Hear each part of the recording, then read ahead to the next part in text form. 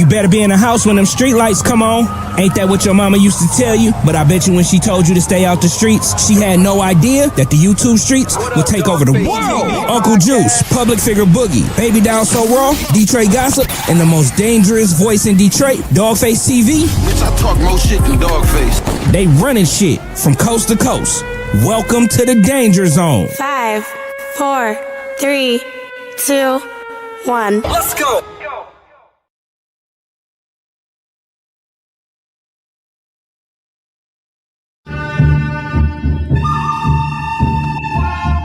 Mic check 1 2 1 2. Mic check 1 2 1 2. My name is Dawgface Calderon. This is Real Life Unfiltered. This is the number one fastest growing podcast in the land. I want to shout out my people over at Real Life Productions, aka Real Life Street Stars. Shout out to my folk over there at Propane Media. Shout out to the Dog Pound. Shout out to my YouTube Streets fam, public figure Boogie, Baby Doll So Raw, Detroit Gossip, the Uncle Juice is in full effect. My name is Dawgface Calderon. I think I already said that, but I'm saying it again because you can never shamelessly plug yourself too many motherfucking times. So listen, I got two of my player partners in the building. One of these guys, I've been knowing this guy since I've been out the penitentiary, right? That's the guy at the bottom. That's a gentleman. He's a gentleman. He's a scholar and a gentleman, right? That's my player partner here, real good motherfucker. I'm gonna let you introduce yourself to the YouTube streets. Tell them who you are, tell them where you come from, tell them what you do. Gratiot boss, East Side. Shout out to Dawgface TV. We on and popping. Shout out to F.O.E, Shawn The Don. We in the building, broadcasting live from the East Side. Straight like that. And in the upper right-hand corner, it is the heavyweight champion of the motherfucking ghetto. That's what we call it, right? F.O.E. Shawn The Don's in the building. What's up, brother? How you feel? Going on, Dawgface? I'm feeling blessed and highly favored, brother. Man, you keep on saying blessed and highly favored, man. You've been saying that shit so much that it's starting to be contagious. Yes, sir. Yes, sir. You know, I ain't nothing but a wretched ass nigga, so I don't never say shit like that. Hey, you know we here, so you doing big things, man. So we know you highly favored. We know you blessed. So I got you. Man. So I want to welcome everybody to the live stream. We live on multiple platforms across multiple fucking social media websites. We on Facebook, we on TikTok, we on Twitter, we on Instagram. We going live from all these different things tonight because we have a special show. This show is entitled BMF and their impact on Black culture. But before we even get into the show, right now, I think the 900-pound gorilla in the room is Aiden Ross, who's live and direct from Miami with his boxing match. And the boxing match features Adam 22. I personally, myself, I want to see Adam 22 get the shit knocked out of him. If I was a bet man, I would bet that Adam 22, he gonna run like a little punk he is. He gonna get strangled out and beat and brutalized. So let's click to what's going on with the fight. Let's check in and get an update on what's going on with the fight. He's coming off a 18-month. It's back to back. 8-ounce gloves, 6 minute rounds. We're gonna see a knockout. We're finna see a knockout. Put some W's in the chat. Let's get it. Okay. He a real one. Wait a minute. He got some speed. Nah, I ain't gonna lie. I'm checking. I ain't gonna lie. Hold on, Bila. Who you got? Garcia or you got Bang? Bro, you might see an upset. Yeah. Okay, so you think Garcia? Look how fast he is. Look how much fast he is. Watch. That's what I'm saying. Oh, he is quick though, bro. Yeah. He's a heavy underdog. He's almost like 3x. These are 8-ounce gloves too. So. But they all agree on which size gloves they want? They agree. The rounds. Oh, wait a minute. Check up, bitch. He was signed, I believe, with Mayweather. Garcia? No. Oh, okay. Bang. Antonio Williams. Oh, good body. No, tighten that body up. Yeah, get back, bitch ass bitch. Okay. Oops. Chicken nugget. Hey, Bang, he moves out with his hands. That's down, right. Though. That's not a good look, especially how fast Garcia is. Why do you think he's doing that? He's trying to bait him? No, some people. Baiting. Woo. Tighten up. His hands down. Oh, wait a minute. Garcia got the counters. You see it? I'm not gonna lie, bro. Garcia definitely, he definitely came prepared. He is quick. He's quick. It's gonna be a test for Bang, I tell you that. What do you enjoy watching now more that you're out of the UFC?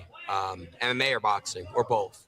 You know, when I was doing that podcast, I was watching a lot of MMA, but I do enjoy boxing. But you know, I want to do a boxing match before I get too old.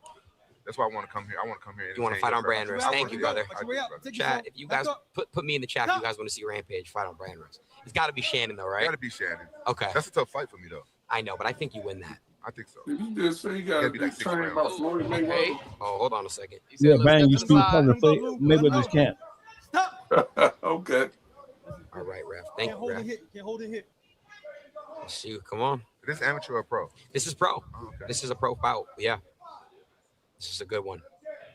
Garcia's getting kind of cocky. He's shaking Who? his head. That chin together. More and more people keep entering the warehouse. That's why it's hot as fuck. It gets hot the more that people that.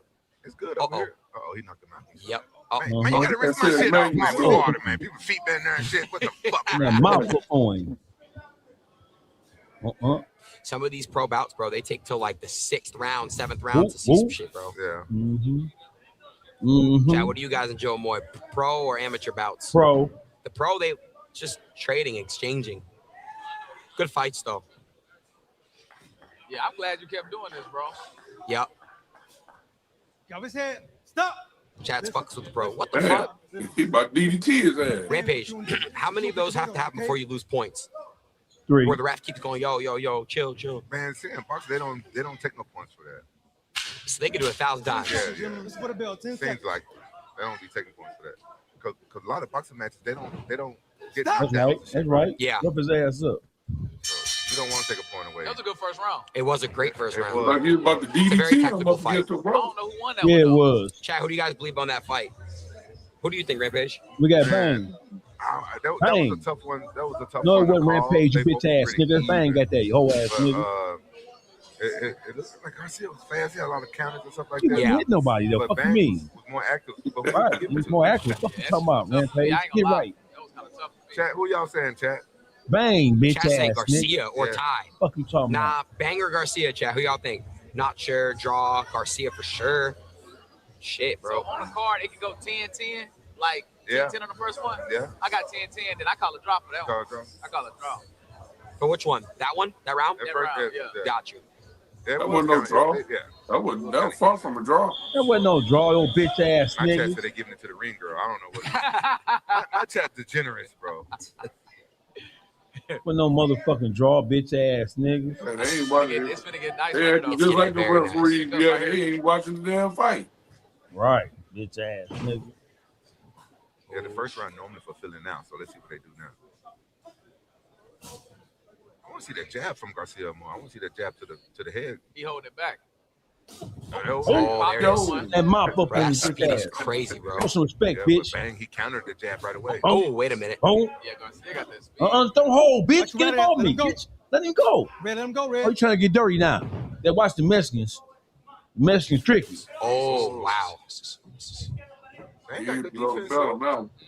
he's guarding his body. Show some They look respect. kinda soft in the Yeah, mix, I'm not that gonna motherfucker, lie. that right side of that face on that motherfucking Garcia getting real red.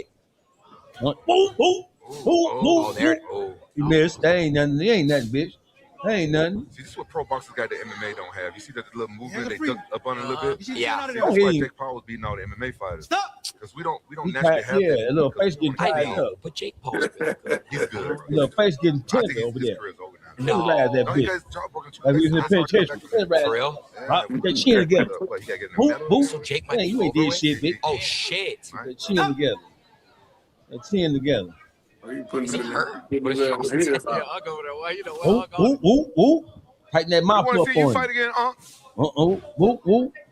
Then the buckled off that body side. Charleston will definitely get fighting again this year, chat.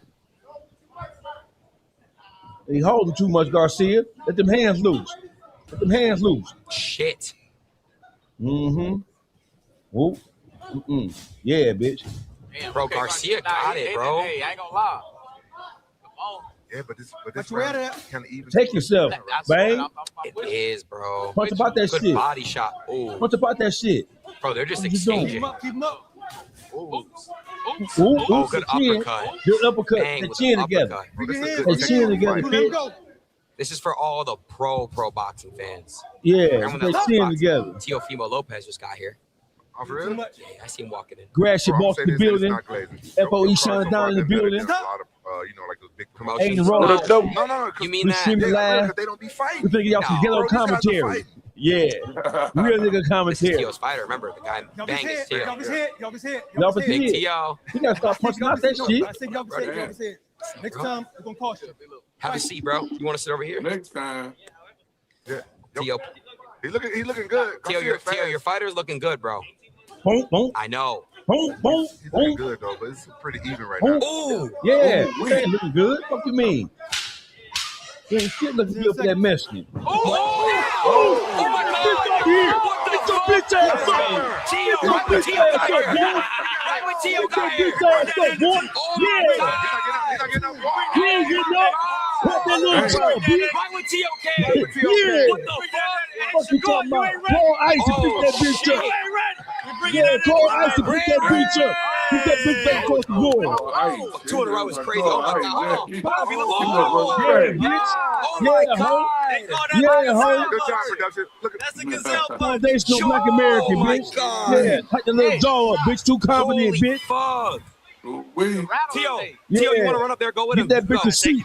Yeah, go, Tio. Damn. Yeah. As soon as Tio got here, it was over. right on his feet. That little jaw. what was I saying? You don't see knockdown, Nah, I ain't gonna lie, knockout Chad. stuff like this in boxing at all. I ain't gonna lie, that just gave me chill, bro. I ain't gonna lie, we need more pro bouts like this. This is Yeah. this is fire, That little Chad. jaw We need tender. fights Ooh, like that this. little I jawbone. fuck with Bang. Back to back. That Crazy. little jawbone tender, Oh my baby. God. You said what?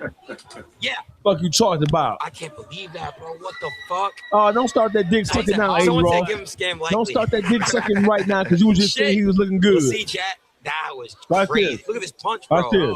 Bro, Bitch. The gazelle punch. Bitch. Bro, he Can't couldn't. He didn't punch. follow it. You He up in couldn't get jail. up. That's crazy. Bitch. check And that he hit chin him like in a the motherfucker. Let's boy. get That was a jab. he's sitting down, bro. I feel That's bad. the definition of chin checking. That was a jab. God damn. 18-month break, 18-month break. That was a jab. Antonio Watch Bank this. Williams with a knockout. 18 That months was a off, jab. bro. Congratulations That to little Antonio. jaw, little That's jaw huge. tight right now. Welcome back, bro. Welcome back. We need you to sign that multi-fight deal to Branders ASAP. You think Garcia is hurt or he's just embarrassed? Oh, he hurt. Fuck you mean? He hurt. I feel bad. You tell me, bro. You've been in that position. Hold on. What you trying to say? about Hayden? that. I thought we were boys. What you You're mean? my brother, man. You know, I fucked up. That was I take accountability. Oh, I feel so fucking bad. Don't beat me. You just told that man, Ladies and you tell gentlemen, me you've been in that position before. the winner Right. by knockout By at 2 knockout. minutes and 59 seconds of the second That round. my red, that face tender. You a disgrace to the whole Mexican race. Sorry, son, bitch. My fight about to fight. Oh yeah, your fighter's coming up. You go walk him out. Yeah, hold his hand, hold his fist up, man. Hit that bitch with a jab. That His wasn't nose even a is power broken, punch. He hit that bitch with a jab, not that big little jaw losing that bitch. Back to back Knockouts, bro. This is Short one very too, the extreme, short jab. very extreme. Short What's jab, up, that bitch huh? worked. Yeah, that short motherfucker. That one, That's the one you won't see. That Can I short get both bitch. fighters Yeah. over here? Mr. Edgar, can I get you over here? My bad. Oh shit, my bad. There's no. All right, I think You he's want to wait? fucked up. You want to wait a second? Yeah, Okay, you all want to right. wait. Mouth The open. knockout Yeah, punch scoot over a gave little him bit. I don't want y'all niggas touching me. Scoot. Yeah. All right, Hold on, you let me- good, bro? Come on. All right, both of y'all just had a great fight. That was a good ass fight. That shit was action packed, man. You did your thing. How you feeling right now, bro? Drunk. I mean, with a good punch, but that's boxing, you know. Yeah, it is. I don't That really mouth. fuck this, but Yeah, he's fucked. this is not my weight class. His He had already equilibrium come off. 4 pounds over the weight limit. That's why he I can't came open 2 his pounds eyes. under. Bro. So when he got me with a good punch, man, I felt With a the little bit power. of shame. He came with this. Okay. So yeah, you caught him. Not You caught my him with a weight good little class. shot, man. How you feel right now? I feel amazing, man. This is not even my weight class. I fight at 135, so Damn, he really bigger than me for sure. Yeah, It's yeah. not even my weight class. I'm Yeah, yeah. 135. I ain't been in the ring in 2 years, but I want to thank Brand Risk, Take Over Promotions. I want to thank God. I did this for y'all, man. I did this for y'all. God bless us. I saw you Kodak bopping. Great coach. I saw you Kodak bopping over there after you had that kill shot, bro. So I know you feeling it. Are we gonna be able to see you again in another fight? Hell yeah, for sure. If y'all want to see me again or not? Yes. All right, for sure. Let's do it. Yeah. Nah, for sure. Yeah. Let's do it. We need you. Let's do it. You got anybody you got your eyes on, or you? Yeah, anybody Bird can't connect. I want to fight Charles White, man. You want to fight who? He said it. I don't think you want none of Unc, man. I don't want none of Unc, man. I love Unc, man. I don't want none of Unc. All right, man. Congratulations, bro. You did your motherfucking thing, bro. We will be seeing you soon, dog. Big 135. Yes, sir. Good job, coach. Shit, that's a big 135. Coach, that's how you do it. Yes, sir. Oh, bro. All right, I'm gonna come down and do the interviews now. T.O., man, that's T.O.'s fighter. We gotta see maybe T.O. versus Rampage fighter. Who knows? I ain't gonna lie, bro. I'm going to give me some fight. You gotta get one. So Young Doug just gave me a female fighter. I'm gonna have her from the next one. Listen. So I got a meeting with Don King and his lawyers. Okay. With the possible proposal for me to take over Don King promotion. Oh shit. Okay. So what does that mean? I'm gonna promote fighter like the old. I'm gonna be the. Y'all know what it is, man. You tuned into the best. This is real life, unfiltered. Hey, shout out to my guest, man. We had to I'm sorry for cutting y'all off, man, but we had to take a break to get that out. And I'm glad we actually saw. So did y'all think? Well, how did y'all think that fight was going prior to him getting that motherfucking death blow to that jawbone? That short jab, a bad motherfucker. Yeah, it is. Hey, that's the kind of jab your mama hit you with. That unexpected one. That's that unexpected. Yeah, buddy, he didn't see that one coming. That's your motherfucking mama jab. My name is Dawgface Calderon. Welcome to Unleash Unfiltered. I have my man, the Gratiot boss in the building. Big Eastside is in the building. F.O.E. Shawn The Don is in the building. Hey, listen.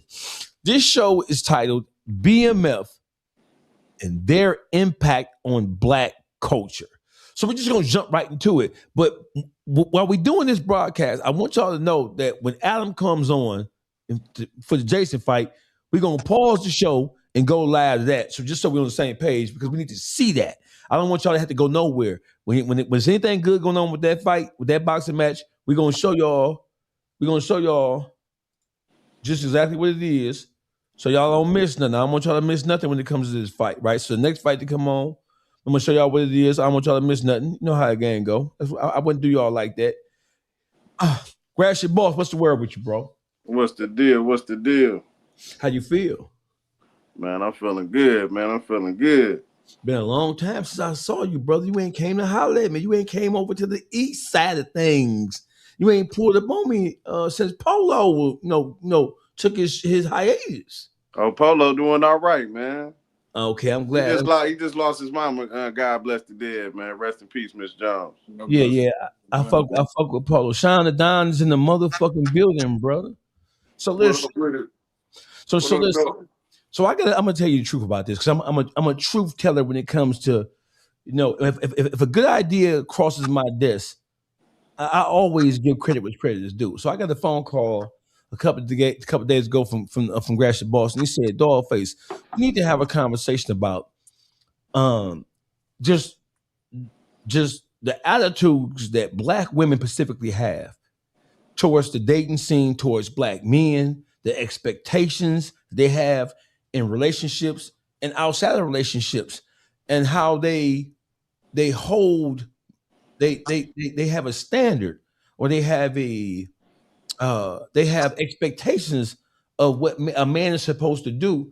That is crazy, because Gratiot boss words, not mine, that these bitches be expecting a motherfucker to move sun, moon, and the stars for them, and they don't even necessarily qualify. So as we was having this conversation, we went to because we all kind of like OGs, right? So we can all remember a time where it was a different dynamic between Black men and Black women in the hood, and you didn't have women automatically requiring a man to spend money on them. And that's not to say that that we didn't have our fair share of Black women who were moving and shaking, but it was like a caliber of female who had that expectation. She was like a boss bitch. It wasn't just no average, regular, ordinary bitch demanding that of a man. So BMF came up, and Gratiot boss called Shawn The Don. He's like, man, everything that we see going on right now, as it specifically relates to the dynamic between Black men and Black women, not even the street shit, not even street culture, but just ordinary day-to-day life, right?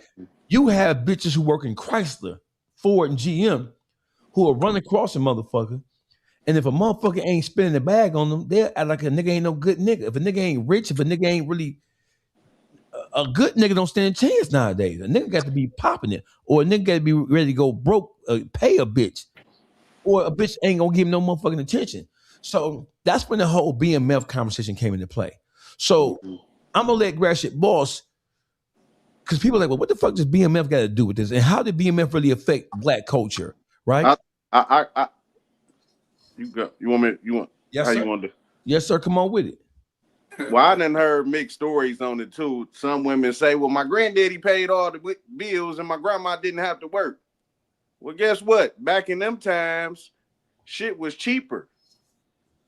He probably could have held down the household and came home and gave her all of the money, because shit, you can buy a brand new Cadillac back in the day for $3,000. You can't do that now.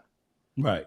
You know what I'm saying? So the cost of living, inflation. The cost of living was different, man. Yeah, so if you live in, and I'm gonna let you chime in, Sean, but if you lived in the hood right now, I mean, the cost of living is so high, goods and services are so high that you just said 30, 40, 50 years ago, all it took was one income to live a decent life. Yeah, that was it. Existence, right? That was it. Nowadays, with the economy being what it is, and with the cost of living being as high as it is now, it takes a household where you have two people in a relationship working, right? It takes two to produce the type of lifestyle that it took 30, 40, 50 years ago, right? In my mind, I grew up like that. My mama and my daddy both worked when they was together, and it wasn't no thing.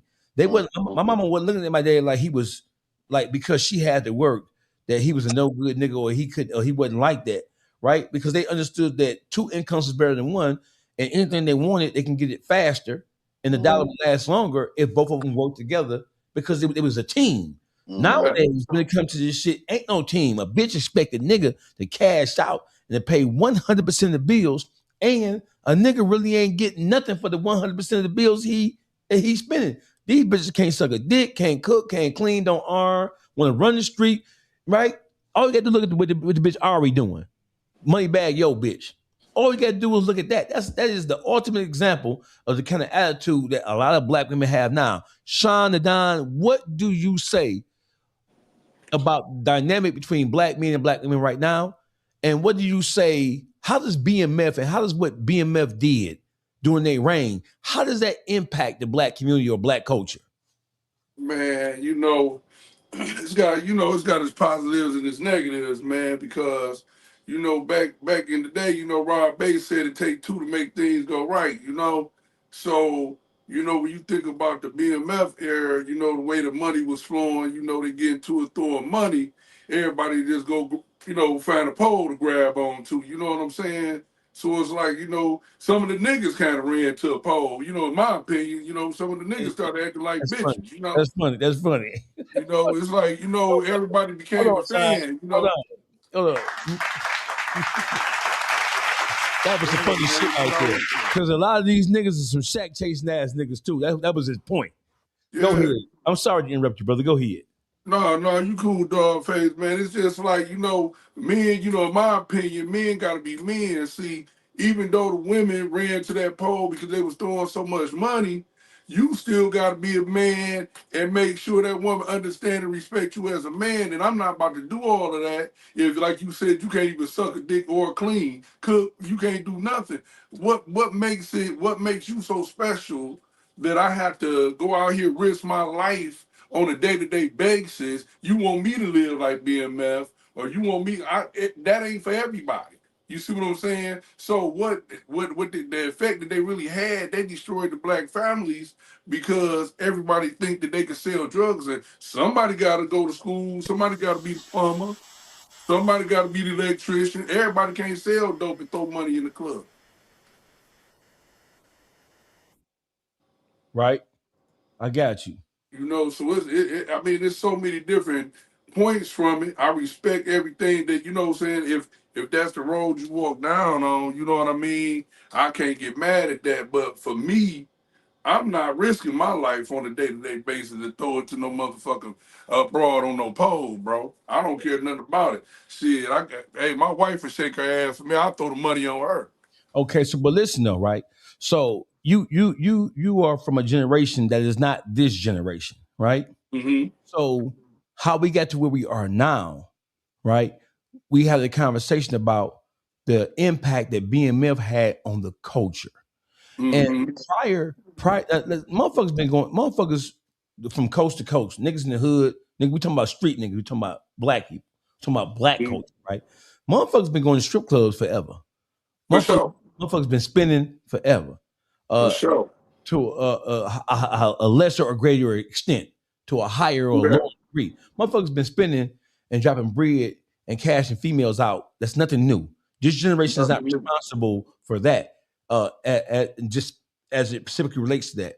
But the scale and magnitude of what BMF did, right, with the whole blowing money fast era, with just by being around motherfuckers who get money or who got money, you're able to benefit from it, even if you're not adding anything to it. When you look at the impact of BMF on the city of Atlanta, let's use Atlanta, because Atlanta would probably be a prototype. I think Atlanta was a prototype in terms of, that really exemplified the impact and effect of BMF, because Atlanta was their backyard. Atlanta was their playground. BMF, Big Meech hit the city of Atlanta like a storm. And when he really got his feet planted, they turned the city of Atlanta upside down. They changed the whole landscape of the city of Atlanta based on how he was playing it. And it all started with, we ain't even talking about the dope game. None of this conversation is about drugs at all, period. This conversation is about how the BMF movement, it impacted the strip clubs first and the nightlife of Atlanta. Not just the strip clubs, but clubs, period. Because everywhere they went, whether it was a strip club or regular club, they was making it rain. Making it rain. All the bottles. They was balling on the highest level of balling that you could get from a hood motherfucker, right? So the strip club is really, really, really, really where they just went crazy at. And they were rewarding strippers primarily. They were rewarding the strippers. So the strippers didn't even have to earn shit. The strippers were rewarded simply by being in the presence of BMF. Absolutely. And you had, I can remember, I can remember reading the stories. I can remember reading the Vibe, the Double XL, Source Magazine. BMF was all over all those hip hop periodicals. We know we get our game. I was in the penitentiary. Yeah. So we knew, even though before I even went to prison, I used to go to the Freaknik. This is back in 88, 89, 90. Yeah, 89, yeah. But even then, the Freaknik era of Atlanta is different than the BMF era of Atlanta. Not the same. The Freaknik was like an open-ended, free-for-all type black carnival, like let your hair, let everything hang out type situation. What BMF did, it was well beyond what anybody had ever imagined. And Freaknik was like you didn't have to be a baller to go down there and enjoy the company of whoever. Right? All you had to do is show up and it was going down. It was an open air festival type situation. What BMF did was BMF established balling on the highest level. Yes, indeed. The likes of which a motherfucker ain't never seen before. Mm-hmm. I mean, as a stripper, you would benefit just by being around. And I heard stories about when the strippers in Atlanta. First of all, I think that the BMF era it was so strong, it was spending so much money that women strippers from New York to California started to come to Atlanta just to dance in clubs that BMF was known to frequent. So BMF, it didn't just affect Atlanta, BMF affected the whole country because you had it was important strippers from Philly, DC, Baltimore, New York, Detroit. I can remember Detroit females was going down there, they was driving down there just to dance one night over the weekend. So it wasn't just about how it affected Atlanta. We said that BMF impacted the entire black culture. Yes, sir. Mm-hmm. You know what's crazy? You said something real too, right? You know what I mean? Because not only did the strippers leave New York, Detroit, St. Louis, you had single mothers who ain't never touched the pole before. You know what I mean? Like, fuck it, I look good. I'm finna head to Atlanta. You feel what I'm saying? So you just not only had the ones that was already doing their thing in Chocolate City, All Stars, you have single mothers that never touched a pole, allegedly, in their life shooting Atlanta to dance. Absolutely. Absolutely. So I don't see shit. When it comes to the story of Atlanta, right? I think that there's a lot of incomplete. There's a lot of stories that are being told that are not necessarily complete. And I think the impact of BMF and the impact of Detroit on the city of Atlanta is understated. They talk about BMF because that was obvious. It was so much money flowing. It was so strong. And it was such a behemoth in terms of being an organization, not even going to do no drugs. But their presence was so strong and so powerful that at the height of BMF, it wasn't even safe for you to be somebody who had an issue or a problem with BMF, especially not in Atlanta. Right? Absolutely not. You could have more of a disagreement in Detroit about all things BMF than you could in Atlanta. You can get away because Detroit is the home of hustlers. So BMF wasn't the only game in town in the city of Detroit.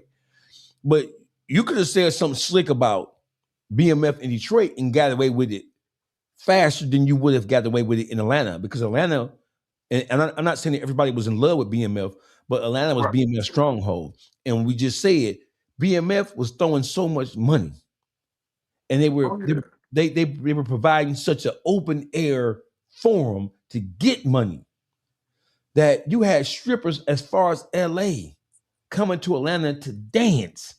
Yeah, we ain't never seen no shit like that. Atlanta was like a black hole. It sucked everybody from across the country. Everybody. But you know, on top of that, right, there's the piggyback. Big Me said that you will never see another crew like this again. You know what I mean? And truthfully, the brother knew what he was talking about, because we ain't seen that shit again. You know what I'm saying? Ain't nobody, people try to do it. You see what I'm saying? But see, that's where I say motherfuckers got to stay in their place. Because, you got regular old Joes that go to work, you know what I'm saying, for a living, trying to throw money like Big Meech. No, you need to stay you need to stay in your place, because he said it out of his own mouth. It'll never be a crew like this. He said we ain't falling out over nothing. And that impact on Atlanta, man, it's just like if you, like you said, you can say something about BMF in Detroit, because, for one, this the start, this the beginning here. You get what I'm saying? But when he went to Atlanta, he really put them niggas on. For real, I ain't gonna say the whole Atlanta, but that impact, man, that impact was just tremendous. You can't question that. It's unfathomable. Got you. We talked about how the allure of just being around BMF was so strong that you had strippers. And Atlanta was already a destination, Freaknik and beyond. It wasn't just Freaknik. Atlanta was already a destination, but it wasn't a destination like that. It wasn't ground zero for ballers and players and money getting motherfuckers. It was not ground zero before BMF went there. It was a playground. They had all the strip clubs going, but it wasn't a playground that had the magnetism to pull in some of the biggest street figures in the history of the game during that particular point in time. They brought them in. It wasn't just dancers. They turned Atlanta into a playground for athletes, for stars, and everything. You feel Atlanta wasn't then like it is right now. It wasn't like ground zero for black entertainment like it is now, right? Yeah. So Gratiot Boss is back in the building. Boss, we talked about how when BMF was in full effect, you had dancers, you had dancers from across the country leaving where they danced at in whatever cities they were in, from LA to New York, just to go to Atlanta, just to be around the BMF experience. Do you know how powerful of a movement? You know how much money had to be flowing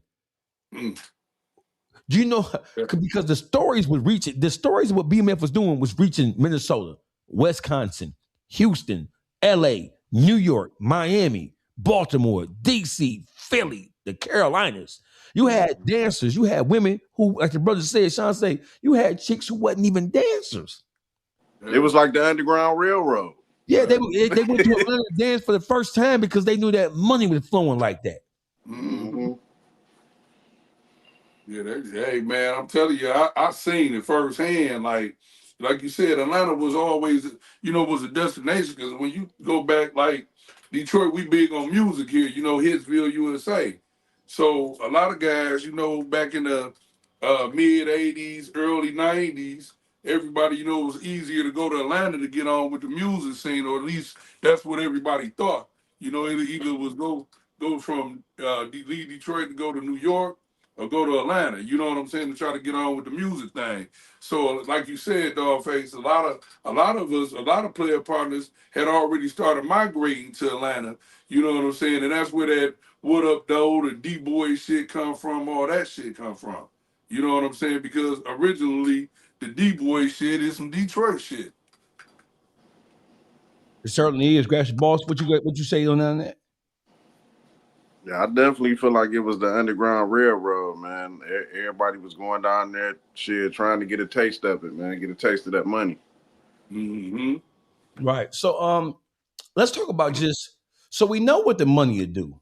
I mean, long before BMF ever existed, if you a hood nigga, even if you wasn't touching no paper like that, you had the opportunity to see somebody else touching paper, and you also had the opportunity to see what the effect. Yeah. Because I know guys who was like dorkiest, lamest niggas in the world. And they wasn't really, we know that money is an automatic magnetism, especially in the hood, because you have so few people who have it, that the ones who do have it, they stand out like sore thumbs.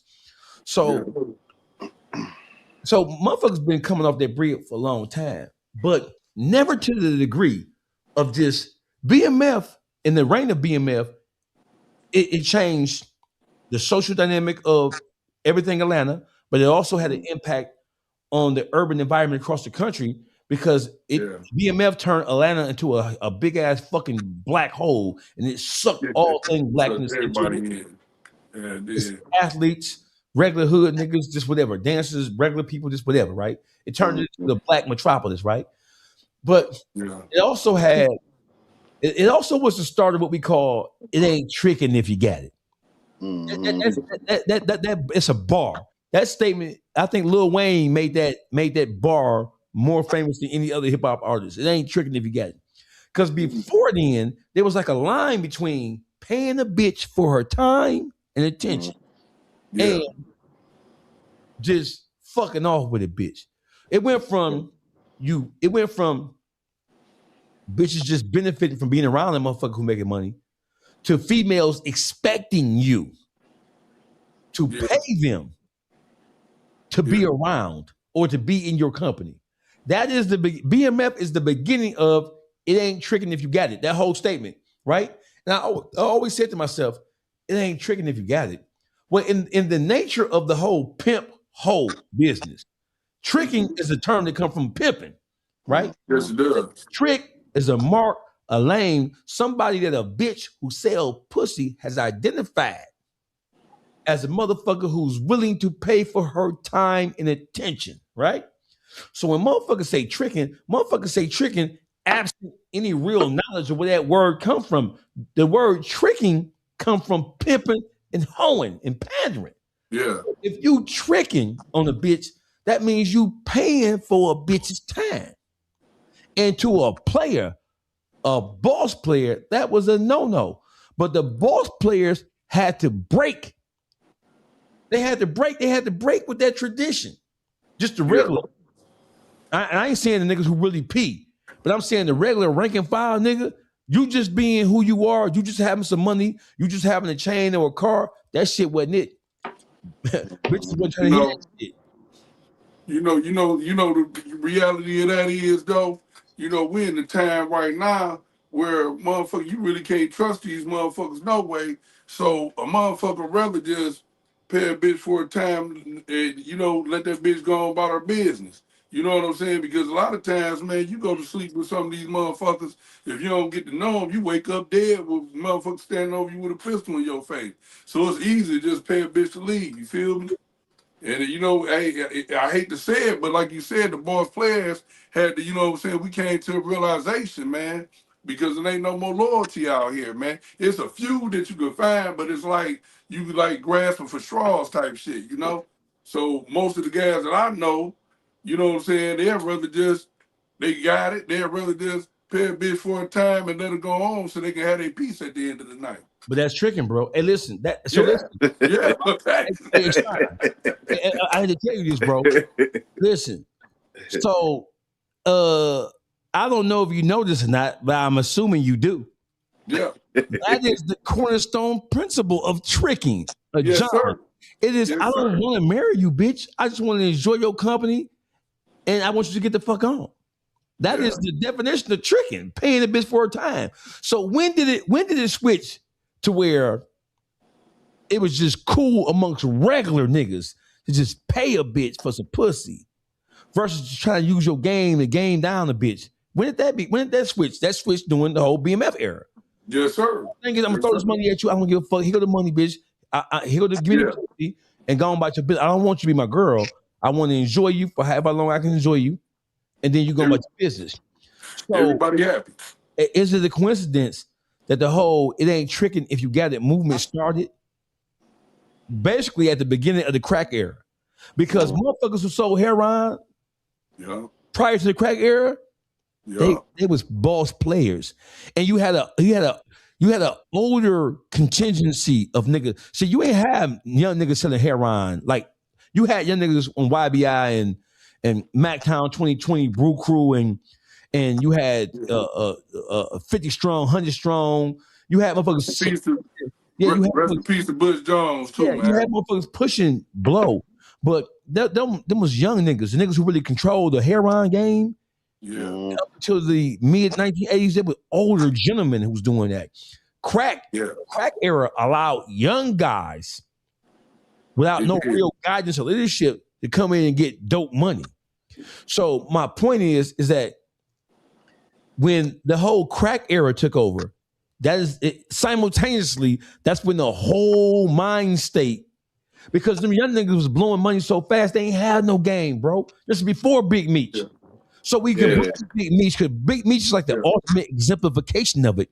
Yeah. But prior to Big Meech then becoming rich, I can remember in 85, 86 selling crack. And then the community was so fucked up, and then when crack really took hold, by the time 88, 89 hit, Gratiot Boss, and Shawn, you know this, by the time 88, 89 hit, when crack was in full effect, young niggas was having so much money, young niggas didn't give a fuck about spending that shit. That was the same time that it was the hustler mentality. Yeah, that was the same time that BMF was forming. So BMF was just a ultimate exemplification of the crack era. The crack era, and it ain't tricking if you got it, that shit happened simultaneously, bro. So I don't know if I want to blame BMF for it, but I can say that BMF had a cultural impact because never before in the history of this country, not even the Nicky Barnes, not even the drug kingpins of New York, not even we ain't never seen no niggas just give away money to a bitch like that for nothing. Yeah.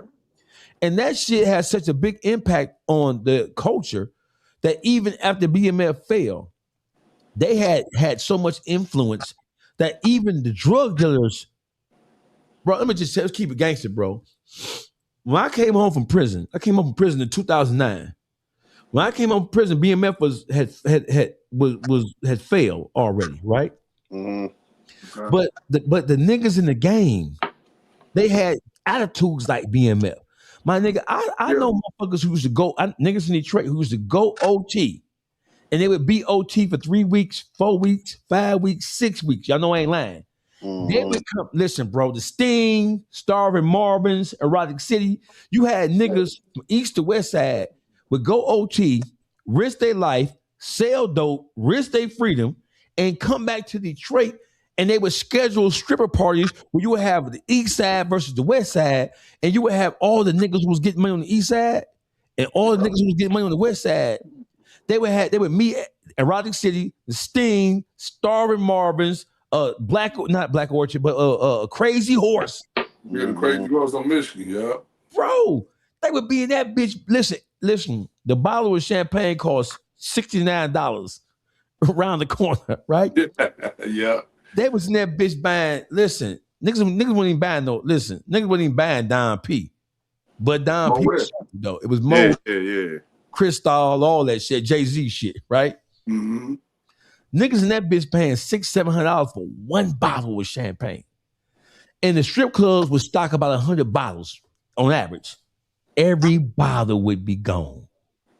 Yeah. Every bottle, all the ones would be gone. Sound about right.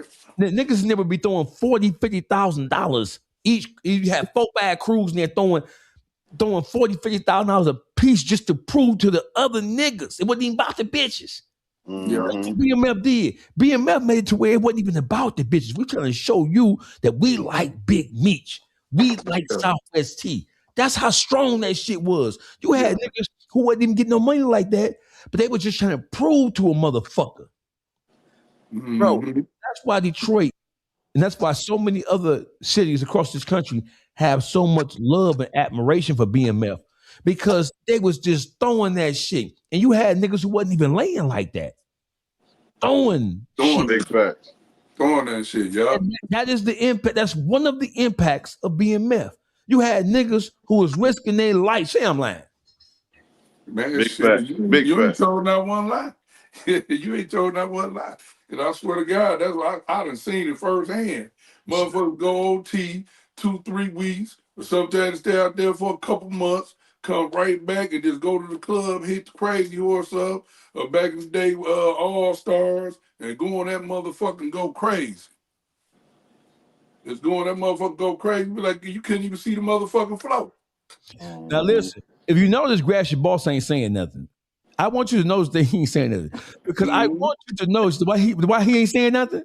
Because he was throwing that money too. Yes, he was throwing that money too. It's all peep how quiet this nigga got. Yeah. Hey, son, listen. While me and you was in the penitentiary, guess what this nigga, son? So listen, I want to call to your attention that when I was saying, I'm telling this part of the story, you agreeing with me? This nigga down there ain't said shit. He ain't said shit. Hey, I wish I had some of that money back, man. The first time I seen him was at Erotic City, and he came to that bitch. They were like, Gratiot boss in the building, and every bitch in the club went over there, and I didn't even know who this nigga was. Know what I'm saying? Every bitches would get up from bitches would cut dancing short. They ain't get off your lap and go get on his. Bro, listen, I'm telling you what God love. I'm not lying to you. When he would come in the club at Erotic City had the best food in the city, by the way. That's just right. Yeah, off top. When he would come in the building, bitches would leave other niggas' booths who was laying like that. They would leave. He didn't even have a booth yet. They would clear a booth out for him, and the bitches would be waiting at a booth that he ain't even got there yet. That's a slide dog. That's a slide dog right there. So, cause I'm like, why you ain't saying nothing? Why you ain't saying nothing? This nigga name is C.O.D. Yo, like a church mouse, ain't he? No, bro. Hey, CJ, tell you, it ain't tricking if you got it, right? Man, listen, little known fact, he was C.O.D. Cash on delivery. He would come on that bitch and make that bitch go berserkers, if that's a word. I just made that shit up though, right? So say it. Why you ain't saying nothing about this particular part of the conversation? Why are you so quiet over there? Because you done bought several bitches houses and cars and Rolexes and shit. Bitches you Big Meech Jr. Bitches that proed up off you. You don't get nothing to say? I ain't got nothing to say, man. It's almost like he at church or something, man. Right. No church sermon. No, listen, I'm gonna tell you something. I'm gonna tell you why, Shawn. Because at first this conversation was real cute to him, until he started thinking about it. Wait a minute. That was me. That was me. I was yes, you. It was you. That was you. That was you. Every parties, birthday parties, everything. Because when we was coming up, it wasn't real clever to go no strip. We went to strip club. Strip club was looked at some seedy underworld shit. It wasn't no player shit. Yeah, it was a fantasy. It was like some shit that niggas. You know what I'm saying? The crack era turned strip clubs into the place to be. Regular clubs wasn't even hit no more. You had to go to the strip club to eat, to do whatever, just to lounge, to hang out. You know what I'm saying? That's what it was, that food. And you know what, on some other shit, not to cut you off, Dawgface, but you got to think about it too. That's when the niggas stopped dancing in the clubs, because we stopped going to the regular clubs and we started going to the strip clubs. Yeah. And letting the bitches dance. You know what I'm saying? So now that's why you go to the club now. Motherfuckers just standing around holding the wall up. They in the wrong club. They need to hit the strip club. Yeah, because you ain't expected to dance in the strip club. Let's talk about just females and the expectations. So the whole expectation of how black women operate, how they view their black male counterpart, how they deal with a nigga in any given particular situation, that whole attitude, even though those times have come and gone, black women, the residual impact, the psychological impact of what was going on then, even with the young girls who was not of age, right? They were taught that whole stripper mentality by their mamas, grandmamas, and aunties. So right now in the hood, you will have a bitch who demanding of a nigga in the hood, demanding of you, and listen. A bitch ain't even saying what she got to offer. A bitch don't even, if she look good, bro. I know ugly bitches telling niggas, "What you gonna do for me? Well, you gonna pay my bill? Hold on, bitch."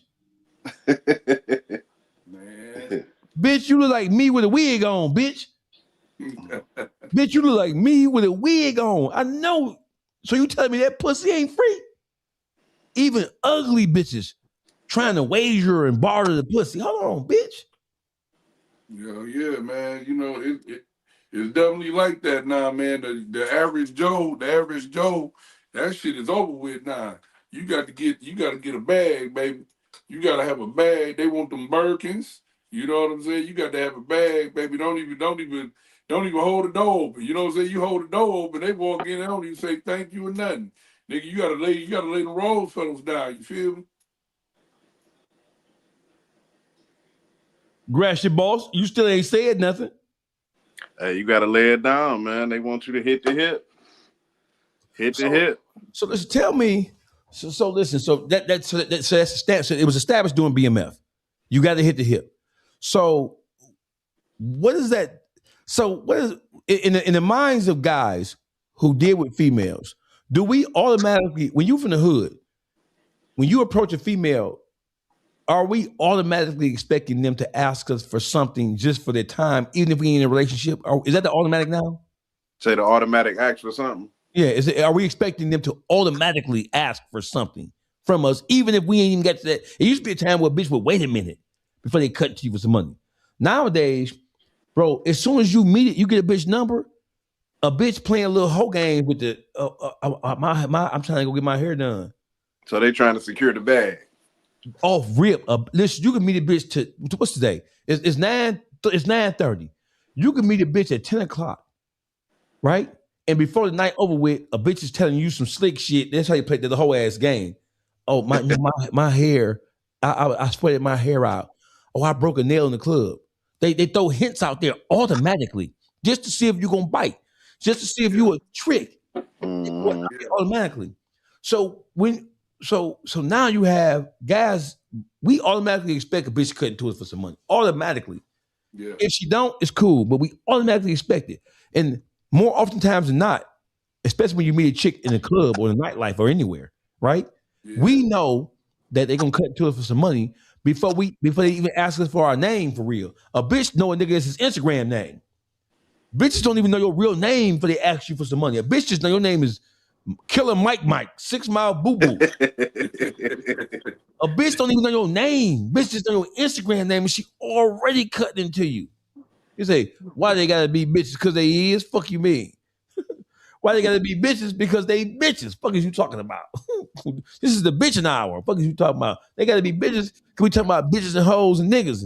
We ain't talking about no good God-fearing motherfucking. We talking about hoes. Because only a hoe gonna operate like that. What's your next motherfucking question? The fuck is you talking about? Women are on here supporting your channel. I'm glad. The women are supporting the channel because they understand the reality of the situation is this. What we're talking about. We're not just dissing women here. Let's make sure we clarify this.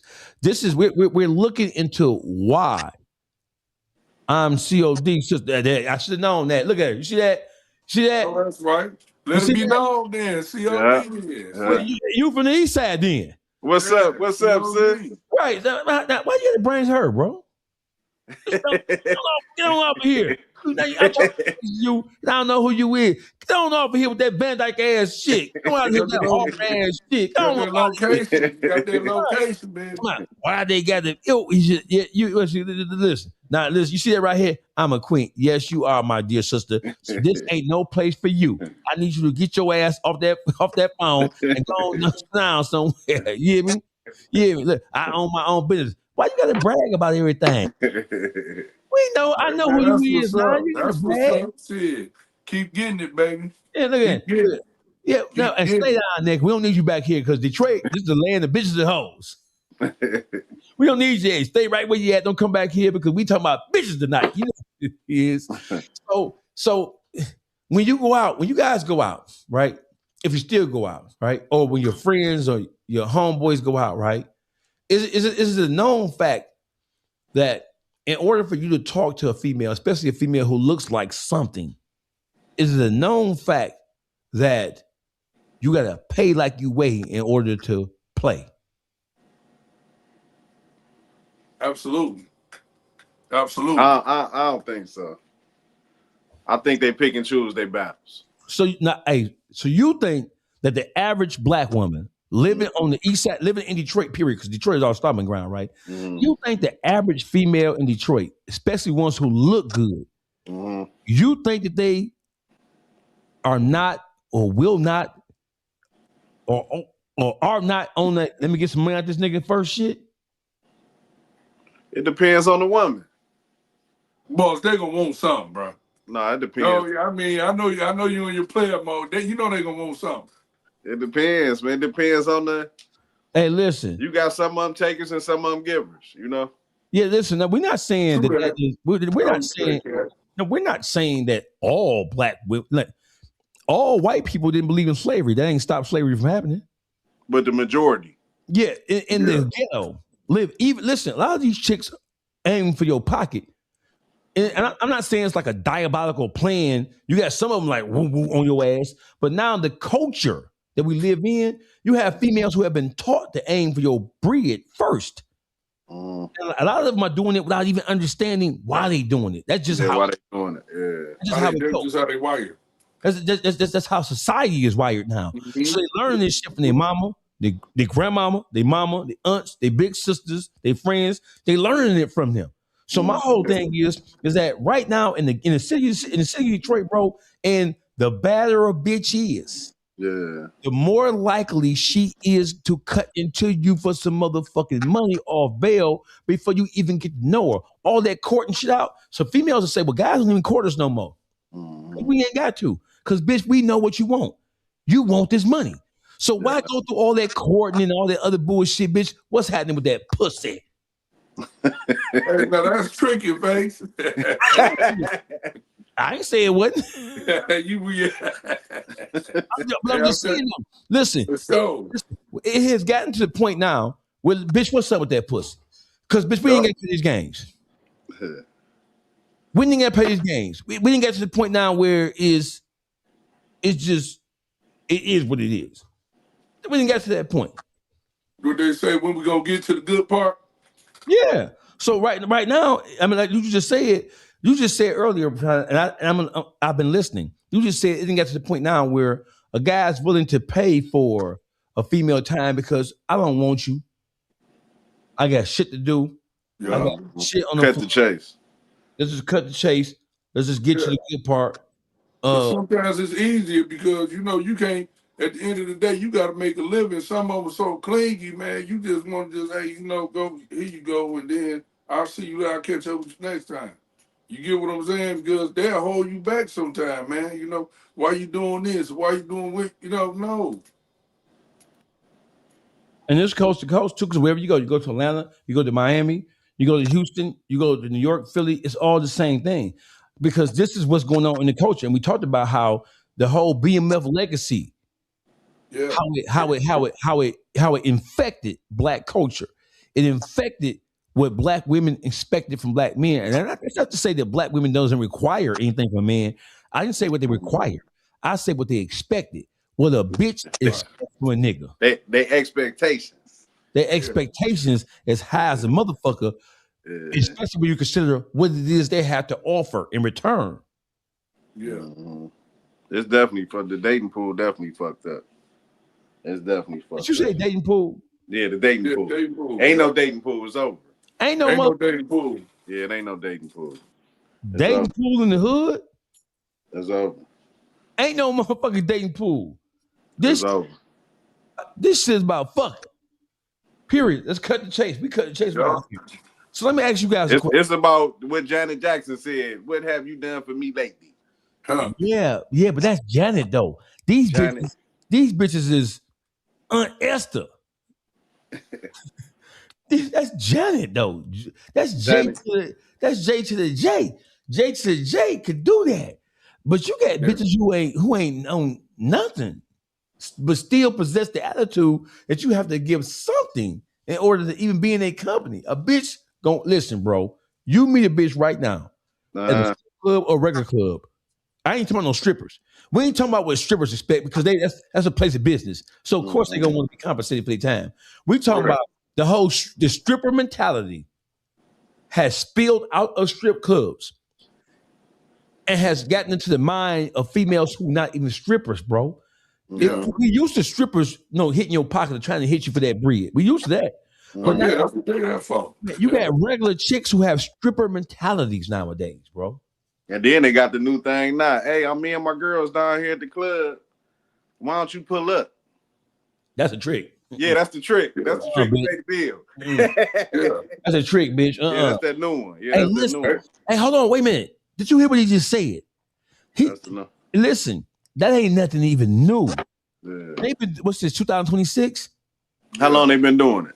Bro, they've been doing that shit. Gratiot, boss, I met you probably about in 2010, 11, probably. Yeah. Right? Yeah. When we was going to rally, for a fact, it was like 13, 14 for a fact. I had already rented to you, but when we really got cool, it was like 13, 14 when I was managing Red Zone Tay. So Yeah. Bro, listen.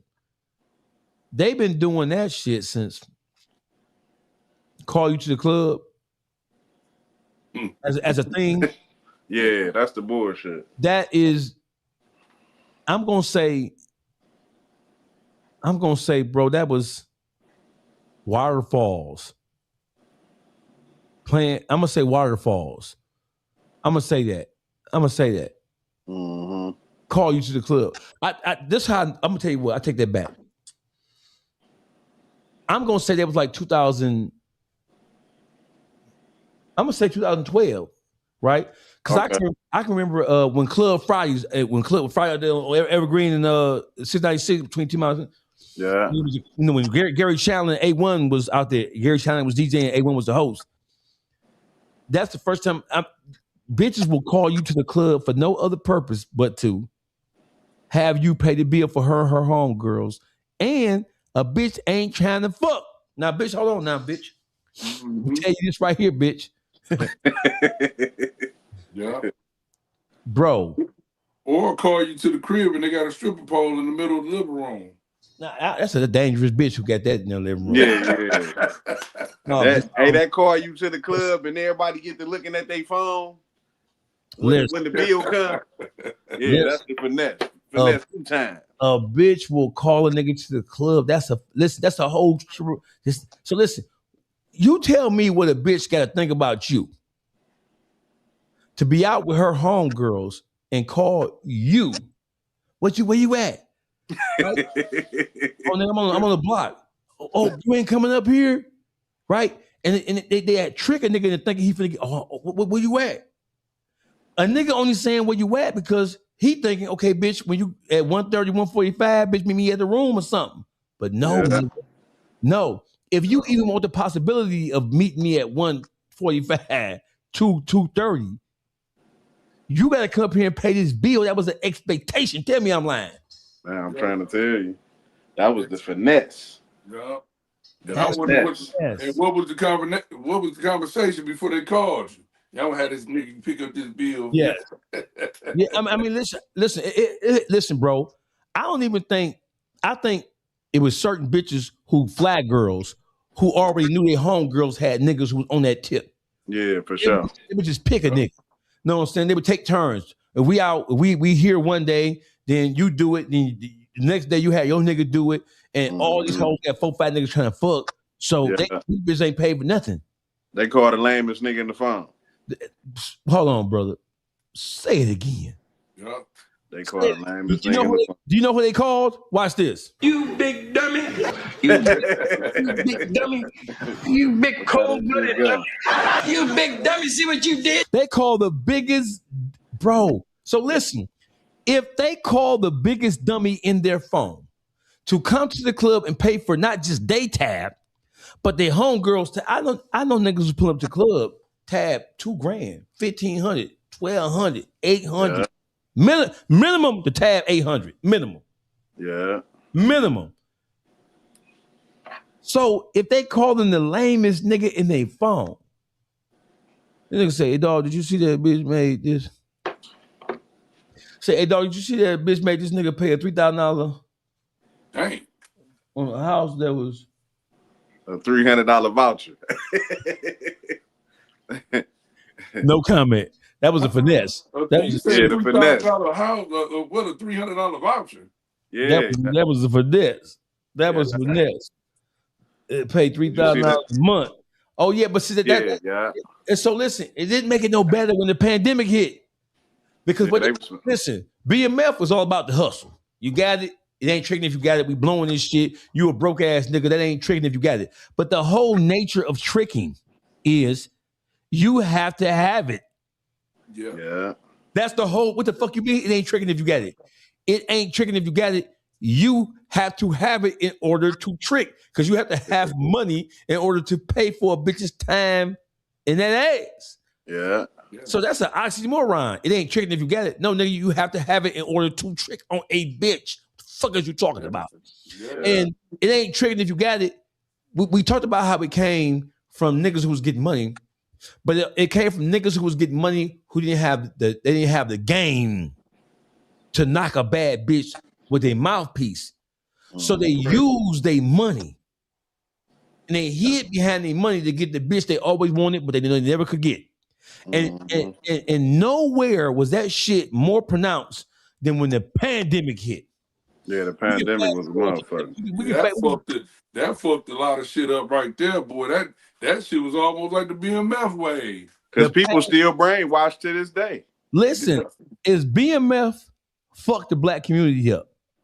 And then the pandemic, listen, bro, I know niggas who was working at Chrysler and Ford and GM, or working at Yang Fang or Magna Seats, right?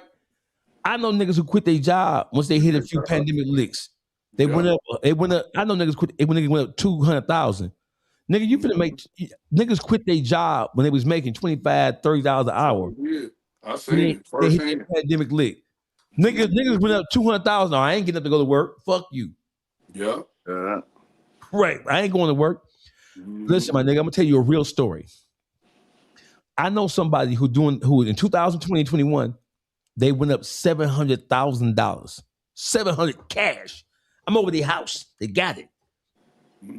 They got it. They got 700 cash. And that was on top of the fact they had the big 560. They had the vet. They had Jaguar, because the pandemic bitches love Jag. They baby mama had the Jaguar, little SUV, the S type. Was that the S type? Yeah. What is it? What's that Jaguar SUV? What is it called? F type? Was it the F type? F. Yeah, the F type. Yeah, it's the F. Yeah, the F. Yeah. Listen, these niggas during the pandemic, the lamest niggas in the world was getting money. These niggas didn't go make it right with their baby mama or with their wives. They ain't go buy no houses, no buildings, no commercial property, no investments, no nothing. These niggas were the niggas who never had nothing, and so therefore they could never get the attention or command the attention or keep the attention of a bitch. They use that money like a weapon. And the lamest niggas in the world, these niggas didn't go get no nurses from DeVry and what's the other nursing school? Everett. I can't think of it right now. Yeah, I'm These niggas didn't go to Everett and get a bitch who was going to LPN school. These bitches didn't go. These niggas didn't go get no bitch who was going to nursing school. You know where they went? These niggas went to the strip club. Went to the strip club. And they pulled the bitch out of there they always loved. But they never could get the bitch because they ain't had no breed like that. And the bitch never paid no attention. These pandemic niggas went to the strip clubs. Bro, I seen stumped down diabolical hoes who was sucking dick in the back of the... True story. These bitches get salons.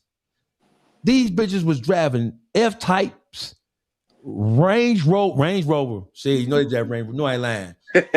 No, I ain't lying. Every bitch in Detroit who looked like anything, who was a stripper, bitches had Jaguars, Range Rovers, and what else was them hoes driving? They had Jags, Chargers. Yeah, they driving the shit the niggas driving. Yeah. Every bitch, right? Every bitch. And then when that pandemic money dried up, Slingshots. Yes, they did, said. Bitches I got tired of seeing them goddamn slingshots. Bitches in Cancun. Listen, Detroit niggas invented Miami in November. That was Detroit niggas who invented that. It was a thing called Miami in November. No, Miami November. Well, all niggas who was killing them pandemic era niggas was going to, it was so many niggas in Miami in November, bro, before Thanksgiving. It was the first weekend of November. It was Miami in November. That was the Detroit holiday, bro. Yeah. It went from there to Houston and then flying the bitch out. A bitch ain't never been on a motherfucking airplane till the pandemic hit. For sure. A bitch, and niggas wasn't flying hoes out on Spirit and Frontier. Niggas are flying bitch out on American Airlines Delta. Yeah. but we're getting on Spirit and get on Delta. During the pandemic, if you try to put a bitch on a Delta flight, a bitch will call you a broke ass nigga. She'll call you a broke hoe ass nigga. You was expected to cash out on a bitch. The pandemic, which one had the worst impact on just, was it BMF in that era or the pandemic? I'm still gonna say I say the pandemic. I'm gonna say the pandemic. Because hey, look, wasn't nobody cooking. Everybody was ordering food. Crab boils. Wasn't nobody cooking no food. Listen, if motherfuckers would have been doing more cooking, people probably would have still had some money. Yeah, big nobody did what hood niggas do with money. You know what I'm saying? So yes. Yeah, that pandemic really fucked them up. The pandemic gave niggas with no hustle whatsoever. Yeah. Listen, my nigga, I'm gonna tell you God honest truth, bro. The pandemic, my nigga, I'm a Somerset shopping nigga. And everybody know that. My nigga, I got the managers and assistant managers of Saks Fifth Avenue, Neiman Marcus, Gucci, the Louis store. They had when something would come in because it was real scarce through the pandemic. Bro, during the pandemic, there was nothing in Somerset. Somerset was like a store, the Somerset reminds you of a grocery store on The Walking Dead. Yeah, it was nothing in that bitch. Looking like it was going out of business. It was like going out of business. Yeah. You had. And then the lamest niggas was able to boss up on niggas. The lamest of the lame niggas was able to, it was competing with dope. Listen, a bitch didn't want no dope boy. Nope. A bitch wanted a sucker ass, trick ass pandemic nigga. That's why I said tricking. Yeah. Can never be considered a good thing. Never. Sure. You can't never consider tricking no good thing. Never. Man, some of these niggas couldn't even afford a gun. All of a sudden during the pandemic, they getting 300 blackouts. They got the F.O.E, ARP. The pandemic was dangerous, bro. Yeah, because everybody, the little kids had money. Yeah. Little kids had unemployment cards. The pandemic. Listen, the little kids. You ain't see nobody at the back. You ain't see nobody at the gas station begging. They had money. Hey, listen. Everybody had. You ain't see nobody at the gas station. During the pandemic, even the niggas would be standing on the side of the freeway. They wasn't there. They wasn't. They had money. They wasn't there. They was eating seafood balls too. Shit. Man. They ain't doing that shit now. Trump on their ass about that snap. The motherfuckers ain't doing that shit now. I ain't seen the seafood boil yet. Man. I have a question for you guys. So the black community as a whole, the relationship between black men and black women, young and old, that shit is so toxic and so fucked up. There's so many misunderstandings. Like when I say misunderstanding, I mean standing. Not like we have a misunderstanding, we get over it. I mean, there right now, the misunderstanding between black men and black women, that shit is like systemic now. It ain't just like this shit is ingrained into the culture now. BMF, and then what happened with the BMF changed the mentality, and then it made regular niggas wish they had it because they saw how them hoes was responding to that bread. And then the pandemic came and put the nail in the coffin of black relationships, because you can't even have a conversation no more. You can have a job making $60,000, $70,000 a year, and the bitch tell you that ain't nothing. What? What are you talking about, bitch? Listen, a nigga could be making $50,000, $60,000 a year, and a bitch like, oh, you broke. Yeah. What? Or get mad because you ain't never got no time. Or get mad because you ain't never got no time for her. He always at work, girl. Like, man trying to make a living. At least he got a medical plan that ain't through the state. Listen, bro, a nigga who work on Chrysler right now, he don't stand a chance.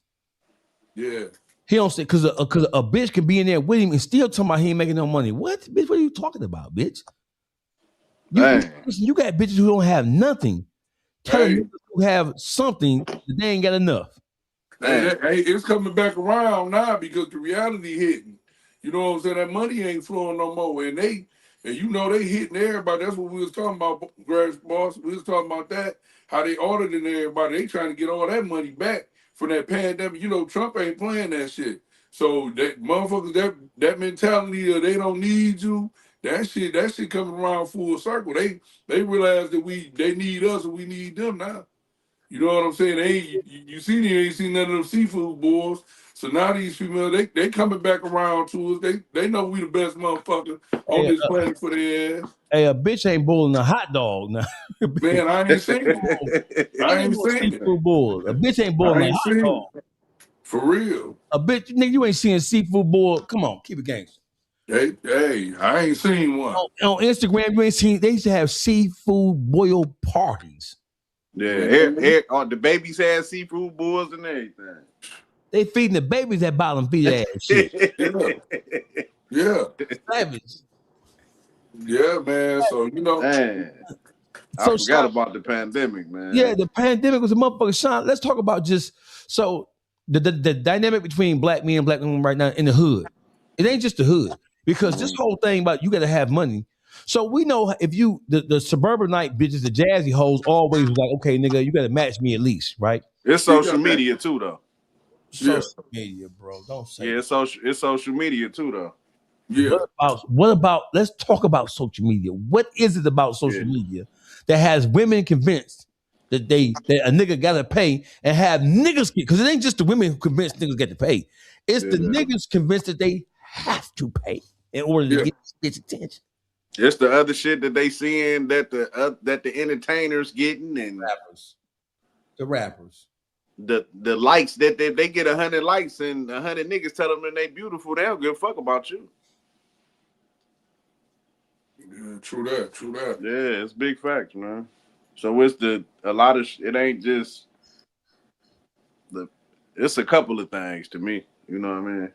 Listen, it's multiple. You know, let's create the top 5 things that have led to black men and women not being on the same page in modern time, not no old school shit from welfare reform and the white man kicking the.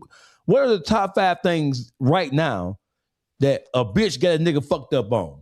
Let's talk about it like that. What are the top 5 things that a bitch, you got me fucked up, bitch? Well, number one to me, I ain't competing with no motherfucking body. You know what I mean? We didn't put ourselves in competition against each other. I'm not going to compete against myself. You know what I'm saying? I'm not going to do that. It's going to be what it is. You know what I mean? You can believe that shit you seeing on social media all the fuck you want. Everybody only going to post the best shit on there. You feel me? They ain't going to tell you about them bad times, you know what I'm saying, or what it took to get there. They just want you to see the shine. You feel me? They ain't telling you about, you got to trust the process. So if you ain't going to be with me in the process, I definitely don't want you there to reap the reward. So, you know, I'm not, like I said, I'm not going to compete against me. I don't give a fuck. What's number 2? That's a good one. Listen, we are competing against ourselves for a bitch who ain't shit. That's a fact, Jack. Yeah, a bitch gonna fuck anyway. A bitch gonna fuck anyway. You got all these, they got this list, man. You can't have kids, you gotta do this, you gotta make X, Y, Z, you gotta own a house car. You know what I'm saying? But what are you coming in the door with? But this is not for everybody. This is not for saying every female on here is the same, but a lot of the motherfuckers ain't got shit to offer. And they got this long list of shit. Wait a minute. You just said, did you hear what you just said, Gratiot Boss? He just said. Let's talk about these bitches on their list is you can't have no kids. Bitch, what do my kids got to do with you, bitch? The fuck is you talking about? And but they be having 2-3 kids. And bitch, that's because they're whole selfish and they don't want you to divide your time. They want to get that part. That's what they want to do. So bitch, a bitch will tell you can't have no kids. They got kids. 2-3 of them, 2 different baby daddies. And 2-3 baby daddies. A bitch got 2 kids, got 4 possible baby daddies. Yeah. Bitch, I 2 impossible. Bitch, but you know what be crazy? And then some of these suck ass niggas let these type of hoes take them away from their kids for being a father to their kids and go be a father to this bitch kids. You get what I'm saying? So she don't, you know what I'm saying? They take you from taking care of your responsibility, but they want you to be there for theirs. Like, nigga, is you dumb? Nigga, I can see if I'm in a relationship with a bitch, of course I'm gonna do what I gotta do over there, but you ain't gonna tell me what I can't do for mine that's over here. I don't give a fuck what. That's what we gonna separate at right there. But a lot of these niggas do it. A lot of these niggas is watching this podcast right now with a bitch, got kids before the bitch, and this bitch in his ear telling him, oh, you can't do this and that. She regulating how he father his kids outside of her, but he can't say shit to the kids that she got outside of him. And he just there putting out a dog. And let's they wouldn't saying bitch so much because but this is not a podcast. This is a conversation that we are giving you guys access to. That's why. So somebody say, it said, why are you gonna be in a relationship with a bitch? Let's start there. So listen, hood niggas call bitches bitches. Hood niggas call women bitches, and we don't even mean no harm by it. That's just what's happening here. You're on the inside of a conversation amongst men. So we're telling y'all how men think and how men perceive things. So you're being blessed to be present for this conversation because now you know. It says, come on, my melanated people, use your vocabulary. We is bitch, hoe, stinking ass bitch. We is using our vocabulary, but it's the truth and the truth is the truth. Hey, listen. So we talked about the current state. So a lot of things that happen between black men and black women right now, it puts us at odds with each other because from just the outward, just from up close and personal, it appears as if we don't have an understanding. We are so far removed from having an understanding with each other, black men and black women, that I don't think we know how to correct or repair all the different things that cause us to fall. It's like we're in a never-ending vicious cycle. Black men don't trust black women. Black women don't trust black men. The kids are being raised up in communities where there is no protection. Women are not being protected. And I think black people, period. We're the only race of people who don't protect our women, and we don't. Is it because we are incapable of doing it, or because we at such a crossroad with our women that even when we try to protect them, they reject the protection that we offer? Which one is it? Man, we always behind the 8 ball, bro. That's the problem. We always behind the 8 ball. You get what I'm saying? So the way this shit designed out here, man, we gotta understand that we're not the problem. Black women ain't the problem. It's us going outside of ourselves trying to go to get somebody else's approval. Fuck their approval. We gotta be approved within our own community. Big facts. We going out every time I look up somebody. The moment you post something, the motherfucker get mad. If you post something and somebody don't like it, it do something to these motherfuckers' psyche, man. It's like they ready to go kill themselves. You know what I'm saying? Because they posted their best picture or their best video or their best moment in life and don't nobody like it. These motherfuckers get suicidal, man. You know what I'm saying? So we seeking approval. So 1-800 you got that self-love, you don't need validation. Right. 1-800 Get Game says top 5 things to generate black love: knowledge of self, knowledge of God, effectively communicate what you stand for and what you stand for, take care of kids, be okay with being a role model. Hey, listen, that right there. If you was to tell that shit to one of these modern females, they would look at you like you crazy as a motherfucker. No, they're gonna call them broke. They're gonna call you. That's conversation of a broke nigga. I hate to say it like that, but he might be a business owner, but the way they perceiving shit now, they gonna say, "Oh, that nigga broke. That nigga broke." That's what they gonna say. I am sorry to say, but those top 5, those are the things. Listen, if we were to operate like that, Get Game, that would we just those. Is that 5? Those 5 things would transform the black community back into where we used to be, bro. That's never gonna happen again. Those top 5 things you name, they're never gonna happen again. You know why? Because they're not cool. Black people respond to what's cool and what other people think is cool. Did you just hear what Shawn said? Black people, we primarily respond to what other people think about us, feel about us, and how they're going to perceive what we do. What you just said is absolutely correct, but that is not the current state of black men and black women. That is not the current state of how black men and black women deal with each other. It's not. It's not. And Pedicure said that's the foundation of, that's what he said was the fundamentals of life. It is. But black people, as you know, we're not operating based on no fundamentals of life. We are living. Listen, black people, and I'm not even gonna say black people.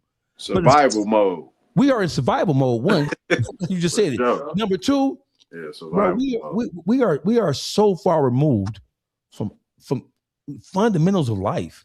When's the last time you had a conversation with a group of women from the hood, and the conversation was about fundamental anything? The last conversation you had with chicks from the street was Ari got caught up fucking Lil Baby and was cheating on Moneybag Yo. That's the last conversation that most black men have had with their women. We ain't talking about what brings life back to our community. We ain't talking about how to correct all the shit that we do to ourselves. And I'm not blaming the white man for anything. I'm saying that the problems that we have as a people now, right?